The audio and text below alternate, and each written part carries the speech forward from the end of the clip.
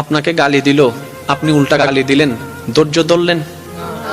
কিন্তু আপনি যদি বলতেন, দিলে দাও গা, আমাকে গালি দিছো দাও গা, সে উল্টা ভাবনায় পড়ে যাবে, কি রে কারে গালি দিই, সে তো লড়ে না। সত্যি করে বলেন তো, আপনাকে কয় মিনিট গালি দিতে পারবে? একবার, দুইবার, তিনবার। গালি কখন ঝগড়া হয় জানেন? একটা দিয়েছে, দুইটা দিলেন, দুইটা শুনে তিনটা দিয়েছে, চারটা দিলেন, এভাবে কিন্তু বাড়তে থাকে। এবার সে আপনাকে একটা দিল, আপনি হাসলেন, সে দ্বিতীয়বার দিল, আপনি হাসলেন, সে তৃতীয়বার দিল, আপনি হাসলেন, শেষ পর্যন্ত সে নিজে লজ্জা পেয়ে ওখান থেকে চলে যাবে। চতুর্থ গালি আপনাকে দিতে পারবে না, সে যদি আকলওয়ালা হয়।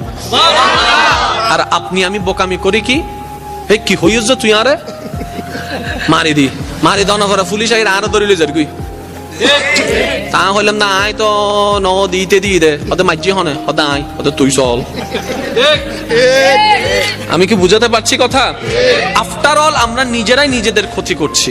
যদি আমরা ইসলামের ফর্মুলা গুলাকে একটু ঠান্ডা মাথায় বসাইতে পারি, সফলতা আপনার কাছে, সফলতা আপনার কাছে।